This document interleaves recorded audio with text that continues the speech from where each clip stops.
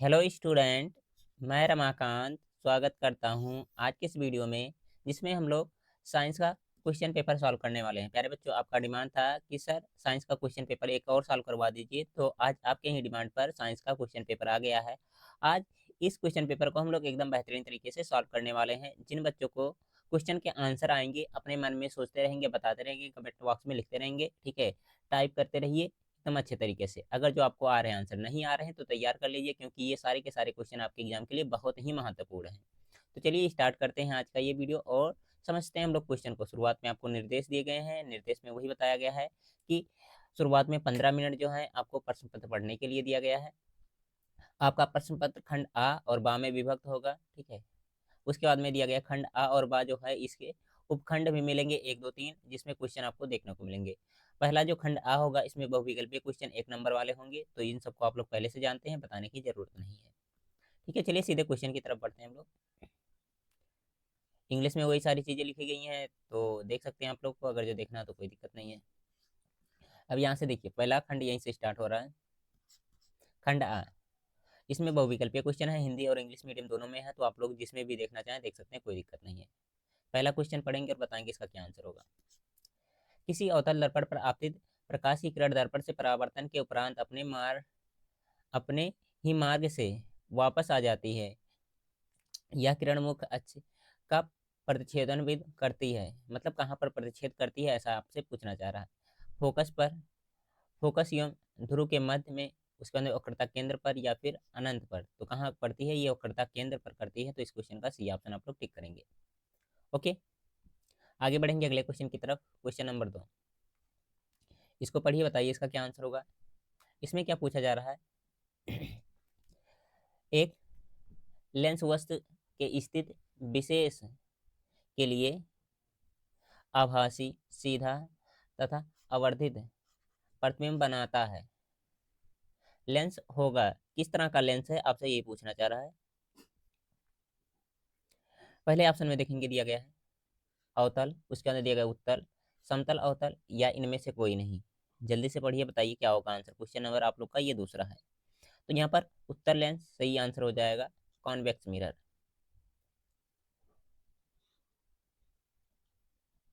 आगे बढ़ेंगे अगले क्वेश्चन की तरफ।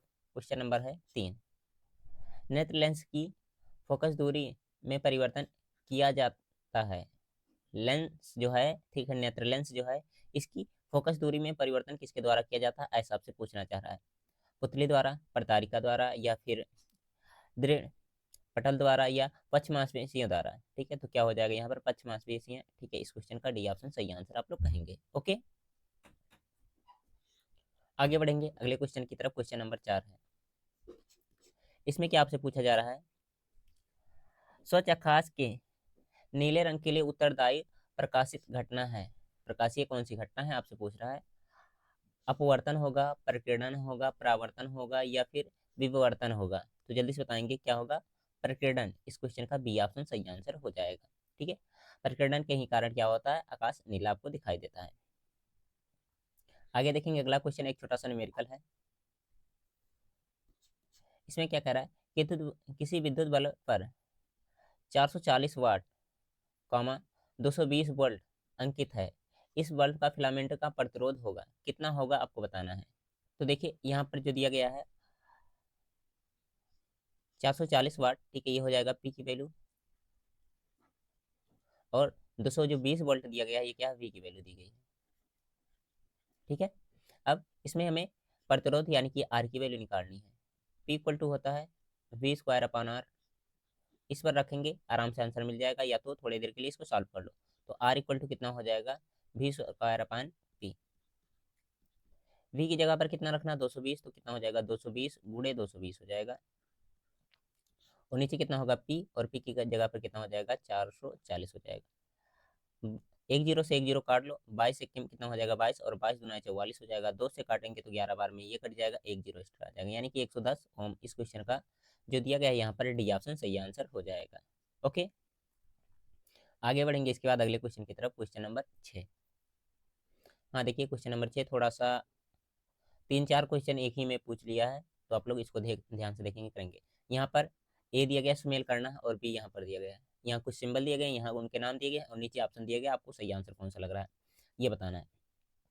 देखिए जो ये वाला सिंबल दिख रहा है, ठीक है, प्रतिरोध के ऊपर एक एरो लगाया गया है, तो ये क्या हो जाएगा, परिवर्तित प्रतिरोध, ठीक है, तीसरे वाले से मैच कर जाएगा। ए जहाँ लिखा गया है ये अमीटर होता है, आप लोग को बताने की जरूरत ही नहीं है। और ये जो सिंबल दिख रहा है आप लोग को, ये क्या हो जाएगा, बैटरी का सिंबल हो जाएगा, विद्युत सेल कह सकते हैं या फिर। और तार क्रॉसिंग का सिंबल क्या हो जाएगा, ऊपर चला जाएगा पहले वाले पर। मैच करो, बताओ मुझे कौन सा सही आंसर है इसमें। पहला वाला तीसरे पे जाना चाहिए, पहला वाला तीसरे पर मैच कर रहा है, पहला वाला तीसरे पे, पहला वाला तीसरे पर, पहला वाला दूसरे पर, हटा दो इसको। दूसरा वाला चौथे पर, दूसरा वाला चौथे पर गया है, दूसरा वाला दूसरे पर, दूसरा वाला दूसरे पर, ये दोनों गलत होंगे, इसका कौन सा पहला ऑप्शन सही आंसर होगा। बाकी और सबको मैच कर लेंगे। तीसरा वाला किस पे जाना चाहिए, दूसरे पर, तीसरा वाला दूसरे पर, हाँ सही है। चौथा वाला पहले पर, चौथा वाला पहले पर, हर तरह से क्या इसका पहला ऑप्शन सही आंसर आ रहा है, तो इस क्वेश्चन का पहला ऑप्शन सही आंसर कर देंगे आप लोग। इंग्लिश में वही लिखा गया है, तो इंग्लिश वाले बच्चे देख लेंगे अपना, कोई दिक्कत नहीं है। किसी धारावाही प्रणालिका को स्वतंत्र पूर्वक लटकाने पर सदैव स्थिर होगा, मतलब सदैव किस तरह से स्थिर होगा आपको ये बताना है। पूर्व पश्चिम में, उत्तर पूर्व में, या फिर किसी भी दिशा में, या फिर उत्तर दक्षिण में। तो आप लोग जानते ही हैं कि अगर जो इसको हम लोग स्वतंत्र रूप से लटका दें तो क्या हो जाएगा, ये उत्तर ध्रुव और क्या हो जाएगा, दक्षिण में लटक जाएगा, ठीक है, मतलब एक सिरा उत्तर में हो जाएगा, एक दक्षिण में हो जाएगा। ओके, सी ऑप्शन यहाँ पर सही आंसर हो जाएगा। क्लियर है यहाँ तक। चलो फिर बढ़ते हैं अगले क्वेश्चन की तरफ। क्वेश्चन नंबर 8 है। यहाँ पर आपको केमिस्ट्री के क्वेश्चन देखने को मिलेंगे। सेक्शन आपका सब सेक्शन बी है, या फिर कह सकते हैं दूसरा है। निम्नलिखित में से कौन सी धातु कमरे के ताप पर ठोस अवस्था में नहीं होती है। यहाँ पर देखेंगे ध्यान से, नहीं पूछा जा रहा है। ऑप्शन दिया गया है मैग्नीशियम, मरकरी, एल्युमिनियम, कॉपर। तो आप लोग को बहुत अच्छे तरीके से बताया गया है कि कमरे ताप पर कौन होता है, मरकरी द्रव अवस्था में पाई जाती है, ठीक है। जो द्रव अवस्था में पाई जाएगी वो ठोस में कहाँ से पाई जाएगी, ठोस में नहीं पाई जाएगी ना, तो इस क्वेश्चन का बी ऑप्शन आप लोग टिक करेंगे यहाँ पर। Mercury is right answer. आगे बढ़ेंगे अगले क्वेश्चन की तरफ। कह रहा अम्ल एवं क्षारक की अभिक्रिया से प्राप्त होता है। जब अम्ल और क्षार अभिक्रिया करेंगे तो क्या प्राप्त होगा, आपको ये बताना है। हाइड्रोजन, ऑक्सीजन, उसके बाद दिया गया है क्लोरीन, उसके बाद दिया गया है लवण तथा जल। तो यहाँ पर कौन सा डी ऑप्शन आप लोग सही आंसर करेंगे। जब अम्ल और क्षार अभिक्रिया करते हैं तो लवण बनता है और वहाँ पर क्या होता है, जल बनता है। ओके, आगे बढ़ेंगे अगले क्वेश्चन की तरफ हम लोग। इसमें क्या दिया गया है, एक रिएक्शन दिया गया है और चेक करके बताना ये कौन सी अभिक्रिया है, ठीक है। यहाँ पर दिया गया है CaCO3, उसके बाद में उष्मा इसको दी जा रही है, तो CaO प्लस CO2 में टूट जा रहा है, ठीक है। ये सॉलिड फॉर्म में, ये भी सॉलिड फॉर्म में, ये क्या है, गैस फॉर्म में। ये आपको रिप्रेजेंट करके दिखाया गया। ये विस्थापन क्रिया है, द्विविस्थापन क्रिया है, या फिर अपघटन क्रिया है, या संयोजन क्रिया है। विस्थापन में क्या होते हैं, एक दूसरे को विस्थापित करते हैं, ठीक है। द्विविस्थापन में दो प्रोडक्ट हो जाते हैं, यहाँ पर ऐसा कुछ भी देखने को नहीं मिल रहा है, दोनों गलत हो जाएंगे यहाँ पर। संयोजन में क्या होता है, दो तीन मिलकर के एक का निर्माण करते हैं, ऐसा भी नहीं देखने को मिल रहा। अपघटन क्या हो जाएगा इसका सही आंसर। अपघटन में क्या होता है, एक जो आपका अभिकारक है, ठीक है, ये क्या करेगा, दो तीन उत्पाद में जाकर के कन्वर्ट हो जाता है। ओके, आगे बढ़ेंगे अगले क्वेश्चन की तरफ। क्वेश्चन नंबर 11 है, इसको पढ़िए। श्रृंखलन का गुण किस परमाणु में पाया जाता है। ऑप्शन दिया गया है CnFO, यानी कि कार्बन दिया गया, ऑक्सीजन दिया गया, नाइट्रोजन दिया गया, फ्लोरीन दिया गया।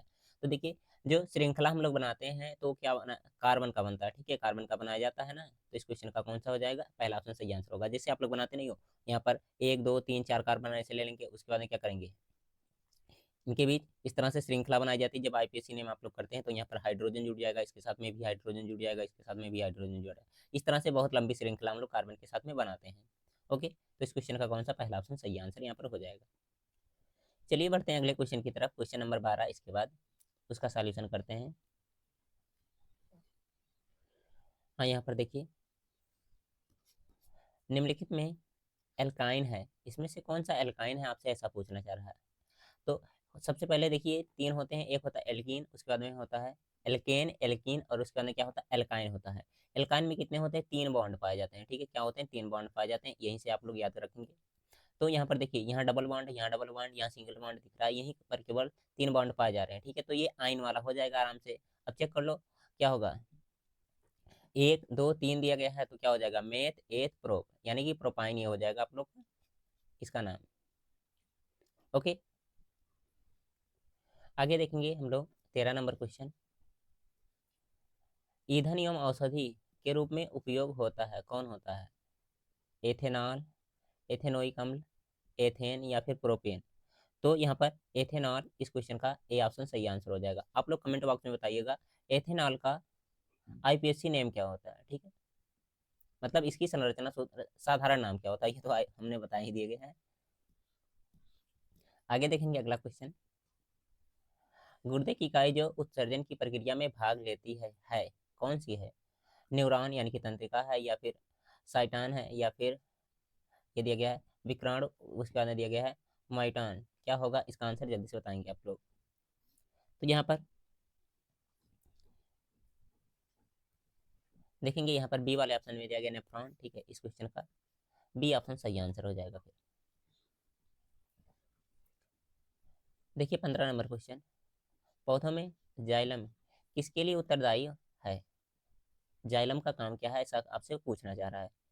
जल का वहन करता है, भोजन का वहन करता है, अमीनो अम्ल का वहन करता है, ऑक्सीजन का वहन करता है। तो जाइलम क्या करता है, जल का वहन करता है ना, तो इस क्वेश्चन का ए ऑप्शन सही आंसर यहाँ पर हो जाएगा। ठीक है, जो भोजन वगैरह है, ठीक है, इसका वहन कौन करेगा, फ्लोएम करेगा। आगे अगले क्वेश्चन की तरफ बढ़ेंगे हम लोग। क्वेश्चन नंबर 16 है, स्वपोषी पोषण के लिए आवश्यक होती है, कौन सी चीज आवश्यक होती है? कार्बन डाइऑक्साइड और जल, क्लोरोफिल, सूर्य का प्रकाश, इनमें से सभी। तो जब भी आप लोग को इनमें से सभी दिखे तो 90% चांस होता है कि वो सही आंसर हो जाता है। ठीक है, और फिलहाल यहाँ पर सही है कि प्रकाश संश्लेषण, ठीक है, मतलब सब कुछ जरूरी है स्वपोषी पोषण के लिए। आगे अगला क्वेश्चन। ऑक्सीजन की उपस्थिति में प्राइवेट का ऑक्सीकरण कोशिका के किस भाग में होता है? कोशिका द्रव, केंद्रक, माइक्रोकांडिया या अंतर्द्रव्य जालिका। क्या होगा इसका आंसर, जल्दी से बताएंगे आप लोग सभी बच्चे। तो यहाँ पर माइक्रोकांडिया इस क्वेश्चन का जो दिया गया है सी ऑप्शन यहाँ पर सही आंसर हो जाएगा। देखेंगे अगला क्वेश्चन, इसको मैं थोड़ा सा ऊपर कर दे रहा हूँ। 18 नंबर। मेंडल ने अपना प्रयोग किया था, कहाँ पर किया था, आप लोग को बहुत अच्छी तरीके से मालूम होगा। मटर के उत्पादन के लिए किया था। तो इस क्वेश्चन का जो दिया गया है यहाँ पर बी ऑप्शन सही आंसर हो जाएगा। आगे बढ़ेंगे अगले क्वेश्चन की तरफ। 19 नंबर। इसमें क्या है, निम्नलिखित में से कौन ओजोन परत के क्षरण के लिए जिम्मेदार मुख्य पदार्थ है, कौन है? CFC है, CO2 है, या फिर HNO3 है, या फिर CO है। तो देखिए वैसे तो उत्तरदायी सब है, लेकिन से सबसे ज्यादा उत्तरदायी कौन है? CFC, chlorofluorocarbon. इस क्वेश्चन का ए ऑप्शन सही आंसर हो जाएगा। ठीक है, याद रखिएगा, कभी ये दे देता है, कभी ये दे देता है, कभी दोनों दे देता है। ठीक है, चाहे लिख देगा क्लोरोफ्लोरोकार्बन लिख देगा, या फिर CFC लिख देगा। तो आप लोग याद रखिएगा दोनों नाम। अगर जो ऑप्शन में नहीं है तो इन सबको भी कर सकते हैं, ठीक है, जब नहीं रहेगा तब। निम्न में से कौन आहार श्रृंखला का निर्माण करते हैं? आहार श्रृंखला का निर्माण कौन करेगा यहाँ पर? तो देखेंगे यहाँ पर घास, गेहूं, आम दिया गया है। घास बकरी मानव, बकरी गाय हाथी, उसके बाद में घास मछली हाथी।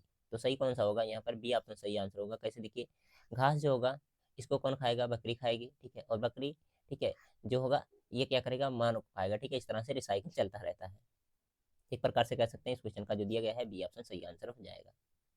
ओके, अब चलिए हम लोग खंडवा के क्वेश्चन सॉल्व करते हैं, पार्ट बी है। इसमें क्या होंगे आपके लॉन्ग क्वेश्चन, यानी कि वर्णात्मक प्रश्न देखने को मिलेंगे। इसको क्या करना होगा, आपको लिखना होगा। ठीक है, शुरुआत में कुछ क्वेश्चन 2-2 नंबर के होंगे, ठीक है, उसके बाद में 4-4 नंबर, उसके बाद में 6-6 नंबर वाले क्वेश्चन देखने को मिलते हैं। ठीक है, पहला क्वेश्चन देखिए। प्रकाश अपवर्तन की घटना को समझाइए। प्रकाश का अपवर्तन कैसे होता है आपको इसके बारे में बताना है। ठीक है, 2 नंबर का है तो लिख सकते हैं दोनों, और इसके दोनों नियम भी लिखना चाहें तो लिख सकते हैं, कोई दिक्कत नहीं है। दूसरे क्वेश्चन में क्या है, नेत्र में दीर्घ दृष्टि दोष और तथा इसके संशोधन पर संक्षिप्त टिप्पणी लिखिए। मतलब दीर्घ दृष्टि दोष कैसे होती है, ठीक है, इसका कारण क्या है, इसका निवारण के लिए क्या करेंगे आप लोग। ठीक है, ये सारी चीजें आपको लिखनी है। 2 नंबर का कोई दिक्कत नहीं, लिख सकते हैं आप लोग। आगे बढ़ेंगे अगले क्वेश्चन की तरफ। दूसरा क्वेश्चन है, उत्तल दर्पण की फोकस दूरी के लिए सूत्र लिखिए। उत्तल दर्पण क्या करना है आपको? फोकस दूरी का सूत्र लिखना है। उसके बाद में उत्तल दर्पण के दो उपयोग लिखिए। बहुत ही इंपॉर्टेंट है, उपयोग तो हर बार लिखने के लिए आता ही रहता है, ठीक है। फिलहाल सूत्र भी पूछ लिया गया तो कोई दिक्कत नहीं, आप लोग सूत्र भी लिख सकते हैं यहाँ पर, और इसका यूज भी बताएंगे। एक न्यूमेरिकल छोटा सा है, ठीक है। 2 सेंटीमीटर लंबा वस्तु 20 सेंटीमीटर फोकस दूरी के उत्तल लेंस, लेंस की बात कही जा रही है यहाँ पर, देख लेना। सम्मुख मुख अक्ष के लंबवत रखी है। लेंस से वस्तु की दूरी 30 सेंटीमीटर।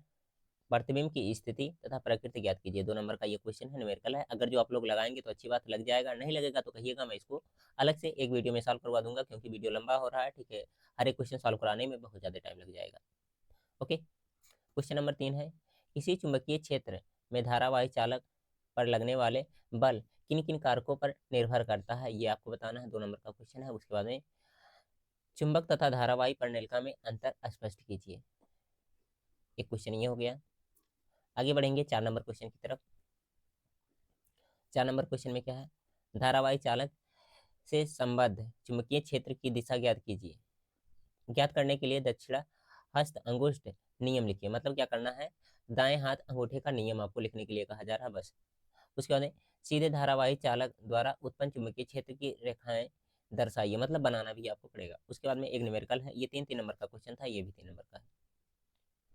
मतलब अगर जो ये लॉन्ग में रहता तो क्या होता है, एक ही क्वेश्चन को रख दिया जाता है, ठीक है, लेकिन से छोटे छोटे क्वेश्चन रहेंगे तो दो दो पार्ट में कर दिया जाता है। एक छोटा सा न्यूमेरिकल दिया गया है, छोटा नहीं बड़ा है, 3 नंबर का तो बड़ा है।